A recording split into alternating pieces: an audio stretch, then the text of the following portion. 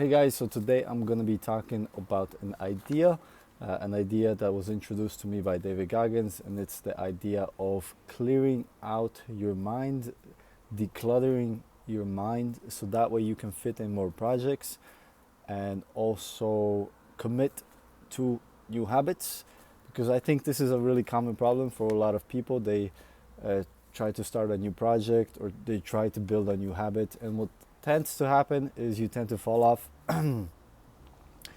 And yeah, a lot of people blame themselves because they think they don't have enough discipline or enough willpower, or yeah, maybe they're incapable. But an idea that David Goggins put forward is that actually your life might be so cluttered up and you might have so many things on your mind that there is no space for discipline, there is no space for anything anymore, and that's why you tend to fall off so easily. And here's the video, so that way you can kind of understand what exactly he's talking about. A lot of cookie cutter shit out here in this world. Oh, discipline, wake up early, take a cold shower, fuck this, fuck that, whatever. It's all fucking bullshit. It's not. But what they don't teach you within the cookie cutter is like our minds are like a fucking garage. And the garage, if you open a garage and it's all cluttered up, it's all fucked up, you can't put your car in there. You got fucking boats and you got fucking kids' toys and shit everywhere. But if you organize that fucking garage and you put everything in its rightful spot, you can put that car in there. You can put two cars in there. You can put bikes in there. And that's like with the mind. People talk about discipline and fucking determination and fucking, repetitions and all this shit. Consistency. Why people fall off the wagon so often is because their mind is full of shit. There's no room in that mind for discipline. There's no room for consistency. They may do it once or twice, but then the mind takes over and that cluttered fucking garage comes in, and then it's like a circuit breaker, man. A circuit breaker just overloads and it fucking sparks. And our minds, that's our mind, man. It's like a fucking circuit breaker that has so much shit in it, you keep on loading it, you can't put any more into it. So I talk about it in there, man, so much about clearing space in your fucking mind so then you have room for all those discipline, waking up early, taking those, because they do mean something. But we don't get to that fucking dark matter that is keeping you from clearing out that mental garage. That's a good way to put it, because that is the mind of most people, is filled with stuff that they have to move around to get to what they want, and it's constantly piling up, and there's shit unorganized. And organized mind, man. You're looking at fucking, I gotta take care of the kids' schedule's all fucked up, my husband, my wife, I'm going by McDonald's to get this, and I'm rushing my schedule. Everything's just fucked. I wish I was doing this, but I'm doing that. That's it. And that and this, and I want a raise, but I can't get one. That's it. My boss is an asshole. Where's greatness in that, man? Yeah. You can't fit discipline into that. You can't fit structure. You can't fit consistency. You can't fit the grind. And then when you try, it just gets fucking overrun by the fucking clutter in your fucked up mental garage. Hopefully you understood that. He kind of gives the metaphor of the garage, and like when you walk into your garage and everything is in a mess and you can't find like your dumbbells when you want to work out, or you can't find your snowboard when you want to go snowboarding, and you can't find your construction tools when you want to build something, and that's basically the idea, that your mind is so cluttered that there is no space, or discipline is just difficult because of the clutter. And he talks about this idea on a bigger scale, but I want to kind of size it down a little bit and make it practical, so that way you can use it in your everyday life. All right, so now let's make this practical. So I'm going to give you an example from my life of what I'm trying to achieve now. So I am writing a book, and every day my goal is to write for at least an hour. And without the mental zone tactic, how would this work?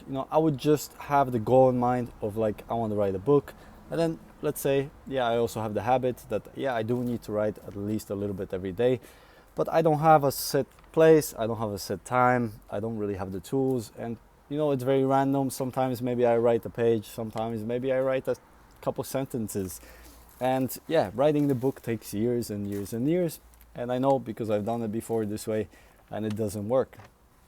But now with the mental zone tactic, so basically, I have this goal of writing the book. I already know the habit, which is every day, I gotta sit down and I gotta write for an hour.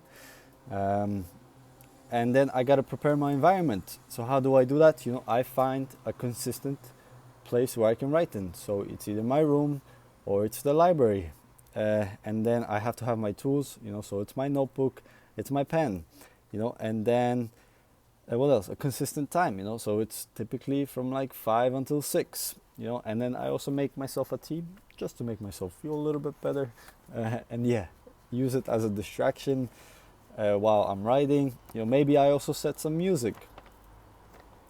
And lastly, setting some sort of plan. So having a piece of paper, I put this paper down on my desk, the night before, and on the piece of paper, it says chapter 6, and I'm gonna focus on writing this, and that, and this gives me a clear plan for the day of what I need to focus on.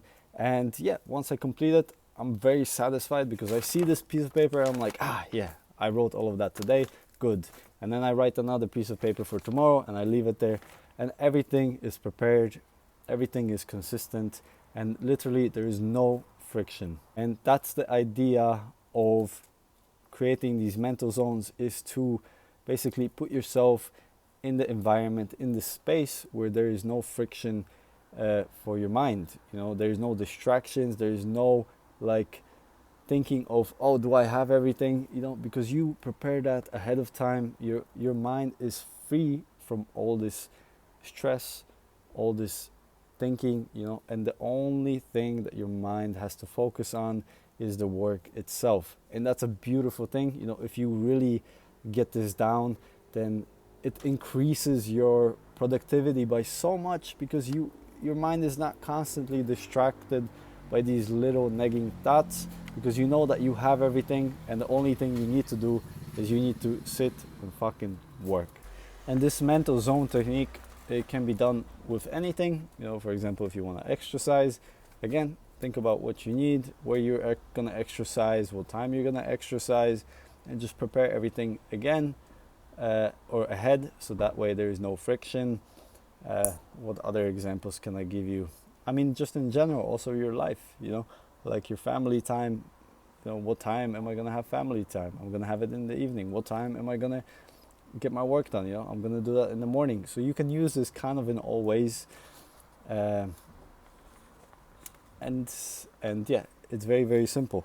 All right, guys, so thank you for watching, and I hope that you learned something from this video, and you can now implement it into your life. And yeah, I would ask you, take a piece of paper if you want, watch the video again if you didn't do it, and just write down what I talked about, because this is really important stuff, and it actually will change, the way that you operate within your whole life, and the way that you do things when it comes to projects and tasks and getting things done. So yeah, good luck, and thank you for watching.